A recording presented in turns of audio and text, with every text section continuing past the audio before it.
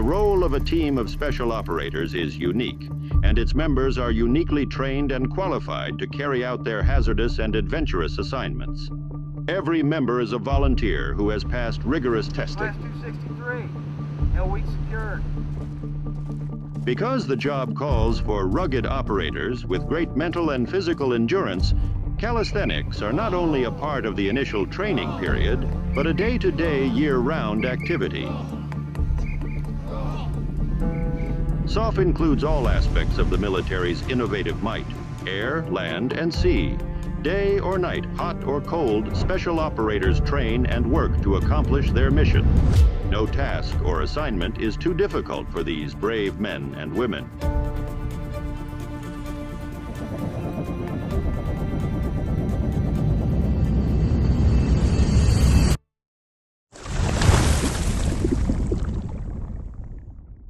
Being in SOCEUR, it's special. We are making major changes, and those changes are something that people see every day.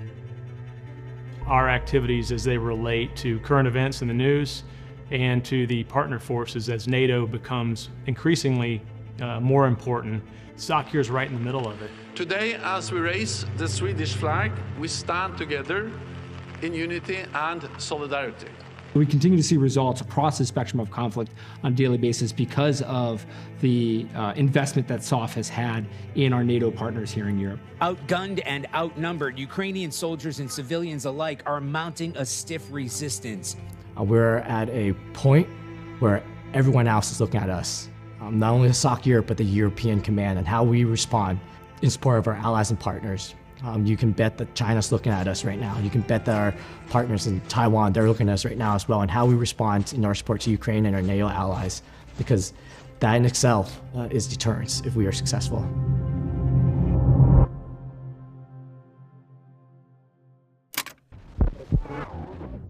Now let us look at our storied beginning and how we came to be where we are today.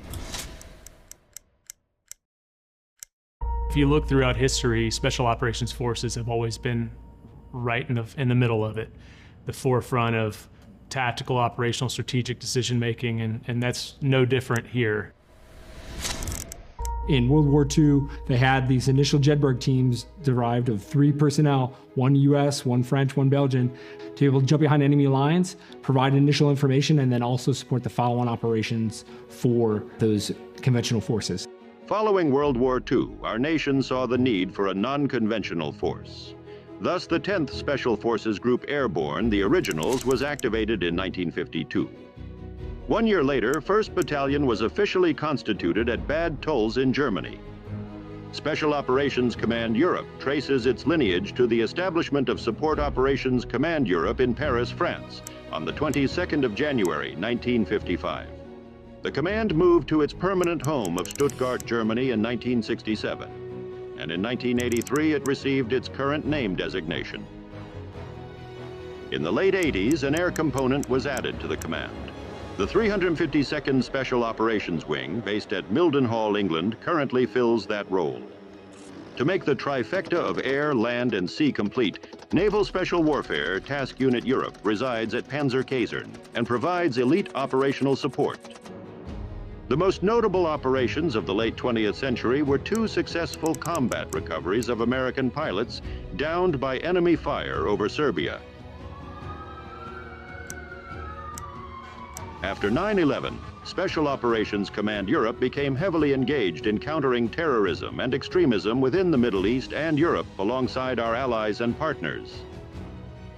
So the same forces that were forward with me in my JOC and OAR that came from the Polish SOF or the Italian SOF, they were trained and supported by 10th Special Forces Group and all the joint special operations elements that operate here in Europe. It doesn't just start when they show up downrange, that there's a whole training plan and support pipeline to be able to enable that. That was very impactful for me and something that I'll keep with me as I move forward. Just check out the local front page of the Wall Street Journal or the Washington Post. The things we're a part of are having a global impact, and that's exactly why people sign up to serve in the military, to be on the forward edge of freedom, and this command's right in the middle of it. Special Operations Command Europe continues to rise to the challenges of an ever-changing world and will most assuredly play a key role in the security and integrity of Europe going forward.